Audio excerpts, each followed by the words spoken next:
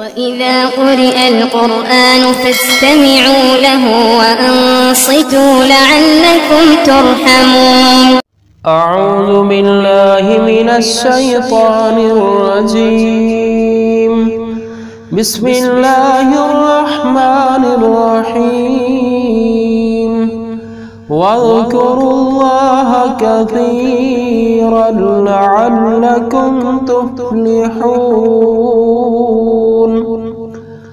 اور تم کثرت کے ساتھ اللہ کا ذکر کرو، امید ہے کہ تم فلاح پا جاؤ گے۔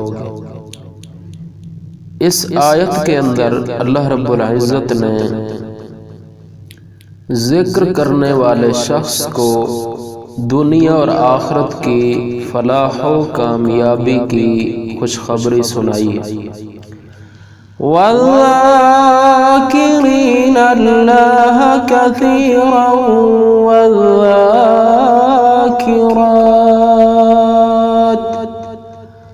اور کثرت سے اللہ رب العزت کا ذکر کرنے والے مرد اور خواتین اعد اللہ لهم مغفرة واجرا عظیما، اللہ رب العزت نے ان کے لیے خاص مغفرت اور بہت بڑا اجر تیار کیا ہے۔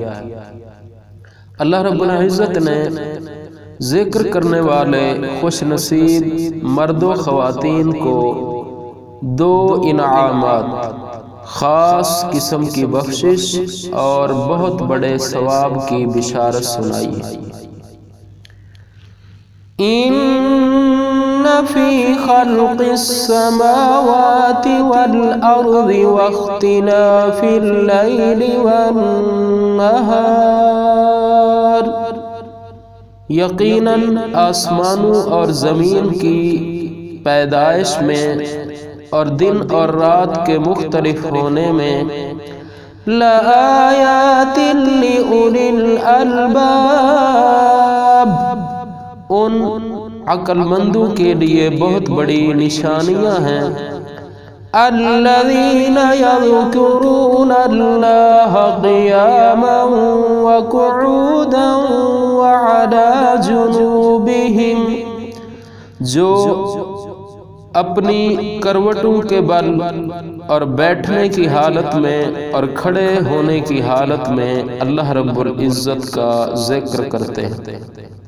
اس آیت میں اللہ رب العزت نے بیٹھنے، کھڑے ہونے اور لیٹنے کی حالت میں اللہ رب العزت کا ذکر کرنے والوں کو عقل مند فرمایا ہے، دانش مند کہا ہے۔